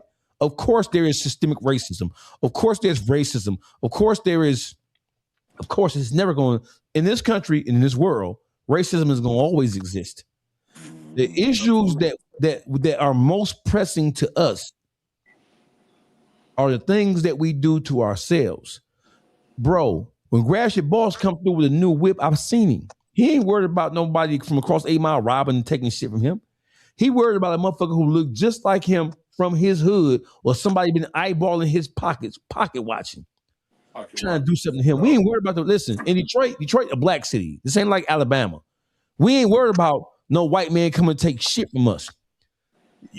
Not one time have you ever worried about a white man shooting you. Hear me, I'm lying. In Detroit. No. The police is different. When have you ever woke up and said, damn, man, these white people keep fucking with me.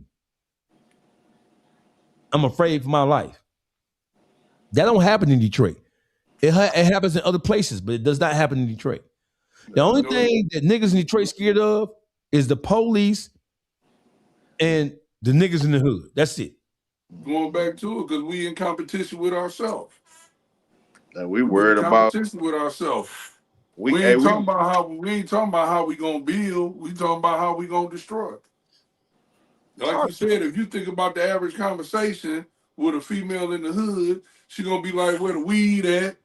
What y'all sipping on?" You know what I'm saying? You know what y'all got up? They ain't talking about nothing that's really gonna take us out the hood. I ain't heard it yet. But I think the black race more worried about ICE fucking with the immigrants. Them motherfuckers don't even like us. Shit, we ain't worried about that shit. Only a lot of them motherfucker worried about that shit. fucking with them. Them motherfuckers don't even like us. Yeah. Yeah, them motherfuckers don't even I ain't worried about fucking ICE. Fuck ICE. Shit. So listen, so last boy work said the systemic racism, the reason why we in position, we in robbing each other to pay, rob each other to pay us our reparations. Hey, last boy work, they ain't giving the motherfucker or another motherfucking thing. The closest you gonna get to reparations is food stamps. That's it. And they about to change that in a minute. They about to change that. Yeah. And you ain't gonna get your goddamn Social Security disability in a minute. They're gonna keep raising their age up on that. Hey, work, the closest thing we're gonna get to that, it was Section 8 in food stamp. And they gonna cut that out on them motherfuckers. We ain't getting no reparations. These white people, it's over for that. Listen, and if wait, watch this. Even if they did give, let's just say the U.S. government, the IRS right now, let's just say the IRS said, okay, you know what? We're going to send out $100,000 checks to all African Americans who file their taxes, like a stimulus thing, right? What you think the majority of them black people are going to do? The first thing they're going to do is go buy another car. Buy another car. That's number one. Yeah. Number two, they're going to go to Hutch in Detroit. They're going to get a diamond choker. In Detroit, if the federal government was to give everybody in Detroit $100,000 in their income tax return, the first thing they're going to do is go buy a new car.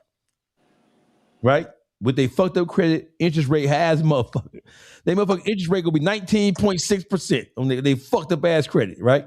Yeah. The second thing they're gonna do is go to Gary, Hutchins, well, they were DHing them, Mike's, yeah. Golden Sun. That's Gary. Golden Sun over there with big head. Shout out to Golden Sun, though. That's the first thing they're gonna do. Niggas, listen, the white man just gave niggas some money in the pandemic. And niggas is more fucked up now than they ever been. You know what, Dawgface, man, on some real shit, they might as well give niggas their motherfucking reparations. You know what they're gonna do? They're gonna give it to them, niggas gonna give it right back.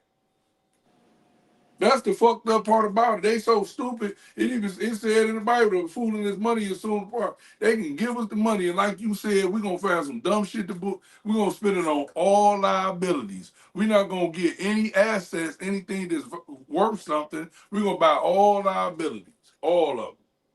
They're gonna have the money back in a split second. Hey, listen, ever since I've been knowing Gratiot Boss has had a business, a brick and mortar business, right?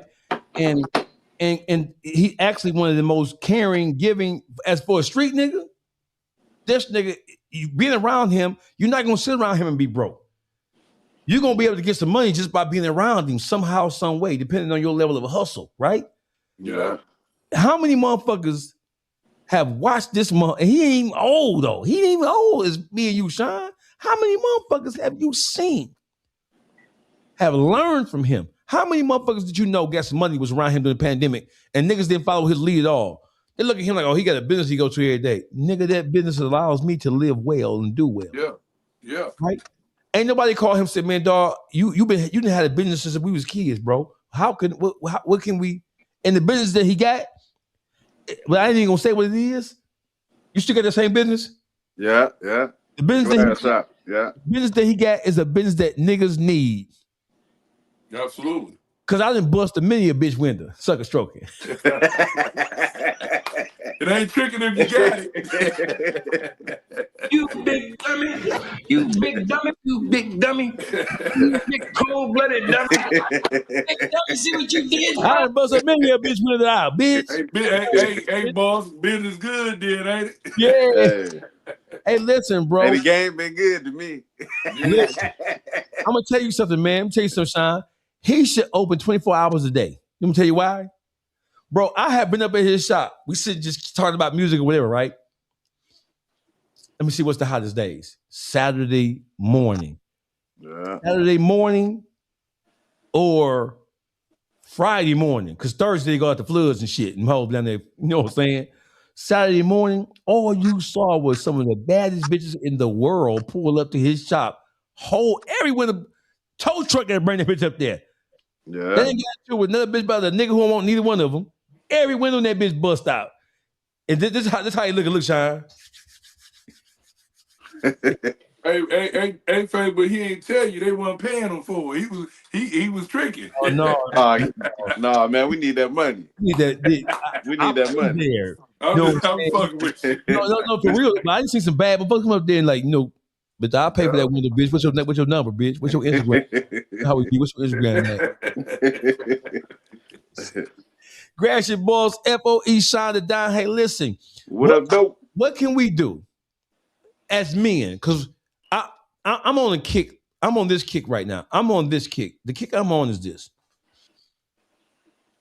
The problems that we have as a people, black people, I'm on some shit like it is black men's fault. I don't give a fuck how lost, turned out, how fucked up, how brainwashed, how half-raised a female is.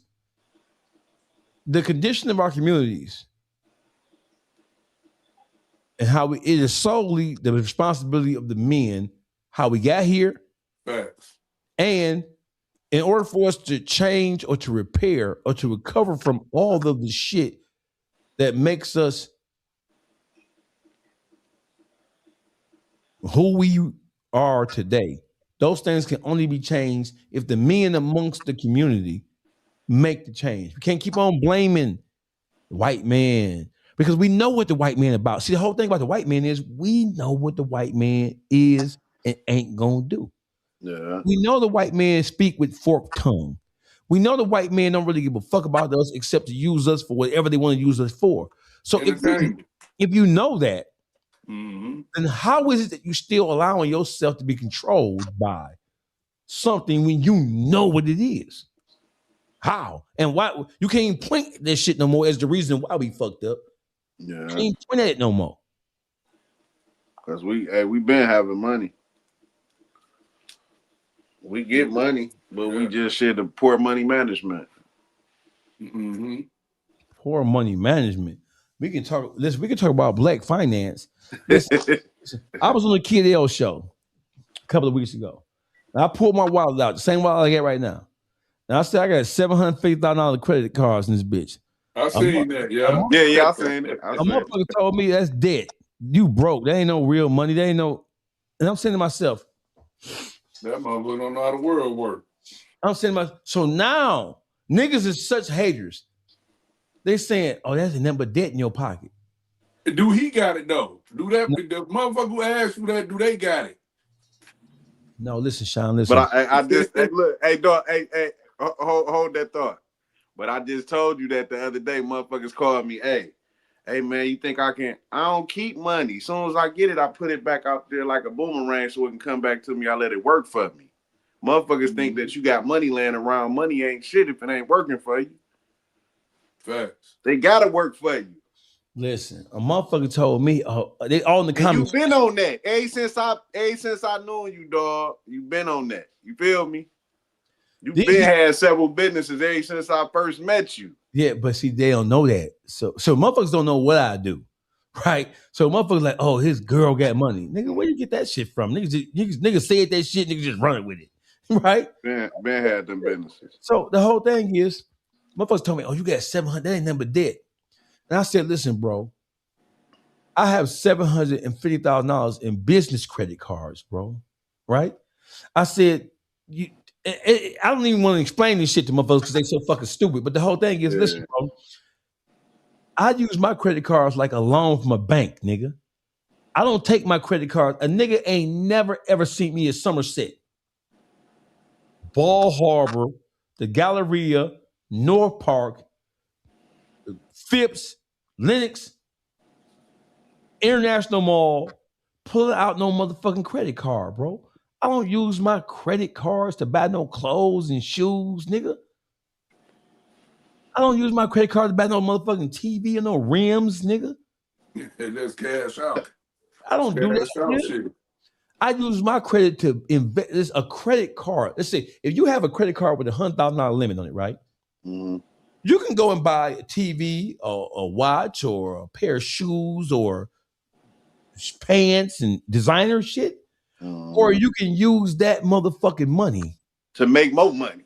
More money. Well, it's a credit card. How can you do that? It's on credit. You can't name a credit card. Let me tell you, dumbass niggas, something. Not you two brothers. Let me tell you, niggas who gonna listen to this either now, who listen to this now or later. If you have a credit card, bro, and you have $100,000 limit, that's the same thing as getting $100,000 loan from a bank. $100,000 loan from a bank. What you do with it, how you take that credit and use it to invest in something that's gonna make money, that's what you do with it, right? Well, there ain't nothing, there ain't blah, blah, blah. My nigga, I'm gonna tell you something. I'm gonna give y'all some game. I will take a credit card, one of them. I will PayPal invoice my motherfucking self. And I will use my credit card to pay that PayPal invoice if I just get cash, right? If I want to invest in a salon, if I wanted to invest in a car wash, if I want to invest in buying houses and fixing them up, right? Let's just say, Gratiot bought shots out. We got a house over here on so-and-so. We want 80 for it. I just told you I got $750,000 credit cards. Wow. I ain't gotta go take no money out of my bank account to buy that house. I will PayPal invoice, nigga. I will PayPal invoice myself. I will take 4 of my credit cards. I will PayPal invoice myself $20,000 and use 4 different credit cards to pay that invoice, and that money will be deposited into my bank account, and I will take that $80,000 and go buy that house with Gratiot Boss, right? Yeah. I'll take my other credit card, and if it needs to be fixed up, I will take a good 20 off of that bitch, or 30, and fix that bitch up, right? That's right. And I will sell that bitch for $200,000 and get your money right back. All your money back.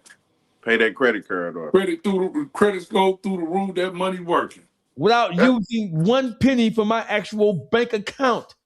Yeah. So niggas don't understand credit and how to properly use credit. So that's why niggas say, "Oh, that you got $800,000 of debt. That shit ain't no debt in my pocket, Playboy. That shit is like a loan from a bank. What I do with it, you stupid ass niggas. They're affected. See, they're affected by that big meats, blowing money fast. You know, they just want to blow the money. See, how you get rich is using other people's money. Hey, listen, I just said what I would do. Oh, that's debt, nigga. I had 23 houses in and around the city of Detroit, East Point, Harbor Woods, Roseville, Detroit, East and West Side. I just sold 4 houses. Swear to God, I sold 4 houses in the last 90 days. 4 houses. I bought those houses back in 2010, 11. I bought those houses for no more than $20,000 a piece. I sold 4 houses, and I made $500,000 off 4 houses. And I didn't spend $100,000 to buy the houses when I bought them in 2011 and 12. I mean 10 and 11. That's when the market was a buyer's market. That's when you wanted to buy in. So you ain't have to pay much, and that shit was down there moving ready. Listen. So when motherfuckers say, well, you got $750,000 of debt in your pocket, I know I'm talking to, or I know I'm reading the words from a nigga who's stupid and don't understand. No, all of a sudden credit don't mean shit. What? Because he don't got it. Like, he don't got it. Share, comment. Motherfuckers tell me that's $750 of debt. What? I just told you, nigga. If Gratiot, Boss, and Shawn got a house, what you want for this bitch? This bitch is on Carlisle off 8 Miles, some motherfucking where. What you want for it? Give me 80. $80. I'm gonna take my Wells Fargo and take 20 off that bitch. I'm gonna take my motherfucking Discover and take 20 off that bitch. I'm gonna take my Pen Fed and take 10 off that bitch. My other Pen Fed, take 10 off that bitch. I'm gonna take. Let me see. Hey, what I tell you, boss, about that Discovery shit? Remember I was telling you about that? I'm gonna take my motherfucking I can take either one of these American Expresses, but I ain't gonna do that because the interest rate gonna be too high on them bitches. I will take my Navy Federal and take 20 off of that bitch. I will PayPal invoice myself and pay the PayPal invoices with my credit card. And that money would be deposited into the bank account. I would take that money at the bank account, all right? And buy that house. Make your purchase. I will fix that bitch up, depending on, because I ain't buying nothing super raggedy no more. That's dead. Hell no. I will flip that bitch and get 220 off of that bitch. I will pay my credit cards back down, and I got 100,000 to the good. And they gonna give you an upcrease. Hey, you know what you're talking about too. hey, Dawgface, you definitely know what you're talking about because right now this is a seller's market. So you said in the last 90 days, this is a seller's market. You got to be in it to know it. You know, you got to be in it to know it. So when motherfuckers are talking like that, bro, I be reading that shit. Oh, that's debt in your pocket, bro. I don't even be arguing with niggas like that, bro, because I know you don't know. Yeah. And what the fuck would I like arguing with a nigga who don't know? I'll be all day. I just gave you niggas the game. Yeah. And niggas still ain't gonna catch it. Oh, you got 700. No, I don't. Because I'm not going to buy a pair of pants. Listen, you can ask any motherfucker who work at Gucci, Louis, Neiman, Saks, who know, they know Dawgface, my nigga. My receipts say Dawgface. Right? A nigga I never put no credit card on no motherfucker. I wish I would. If I don't get it on hand, I ain't buying it, nigga. For sure. I'm not pulling out no credit cards. That's debt right there. And you don't want to be tied into no mortgage. Hell no, that's niggas don't know that mortgage means it ain't nothing but a death pledge. If you look at the definition of a mortgage, mean death pledge. Yeah. Listen, brother, listen. I just built a house right outside of Atlanta. And total is $1.3 million total for all the upgrades and the lot, everything. I bought an extra lot next to that. Nice. I use credit to buy it. Mm-hmm. I use credit to buy it. That's right. Mm-hmm. Right? I own 23 houses. I sold 4 of them bitches, right? I got almost $500,000. It was a conventional loan. I got the conventional loan. I took all that motherfucking money and dropped that bitch down. I dropped that bitch down then in half. My motherfucking mortgage note on that motherfucker is worth 1.3. Because I got my credit is good. So, right? My motherfucking mortgage payment on that bitch right now is $3,200 a month. Mm-hmm. All of my houses in Detroit are rental properties. There's somebody in all of them except one. That's the one when I come back. Because, right? Yeah. I take half of my rent and put half of the rent money in escrow because the house needs to be having any repairs or into property taxes and shit like that, right? Right. Take the other half and put it in my IRA. I've been in prison. I don't got no retirement shit. Yep. I have interest-bearing accounts. Morgan Stanley. What the fuck?